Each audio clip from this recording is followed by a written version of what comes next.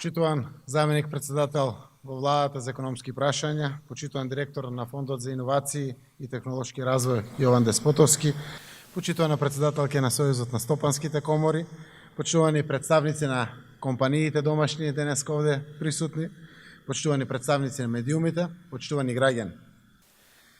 Повраќањето од самитот на НАТО и подобивањето на поканата за членство во Алијансата, што е историска шанса за нашата земја, денеска имам чест да бидам дел од овој прекрасен настан, на кој заедно со директорот на Фондот за иновации и технолошки развој, господинот Јован Деспотовски, ќе доделиме грантови во висина од 10,5 милиони евра или 638 милиони денари на 79 микро, мали и средни предпријатија, кои аплицираа на првиот јавен повик за финансирање од планот за економски раст. Денешниот ден, некако непланиран, се наметнува како символ на нашата заедничка перспективна иднина, која што не очекува по зачленувањето на нашата земја во НАТО.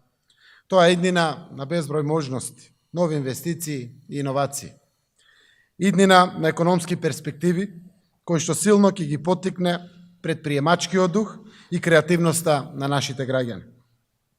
Ова го велам, бидејќи денеска во владата на Република Македонија потпишавме и договор за државна помош со нова странска инвестиција, американската компанија Теламон. Идната седмица во понеделник следува уште една американска компанија. Почитувани, следуваат убави денови, месеци и години за граѓаните и за Република Македонија. Нашата заложба еднакво да ги помагаме домашните и странските инвестиции денеска добива и своја конкретна афирмација и реализација. Особено сум горд и задоволен од одличните резултати од овој прв јавен повик што го распиша Фондот за иновации и технолошки развој, кои покажуваат дека се надминати очекувањата и дека компаниите аплицирале со исклучително квалитетни проекти. Тоа представува огромен поттик за нас како влада да ги продолжиме активностите за поддршка на инвестициите и конкурентноста на компаниите. Најавувам дека следува втор инвестициски бран.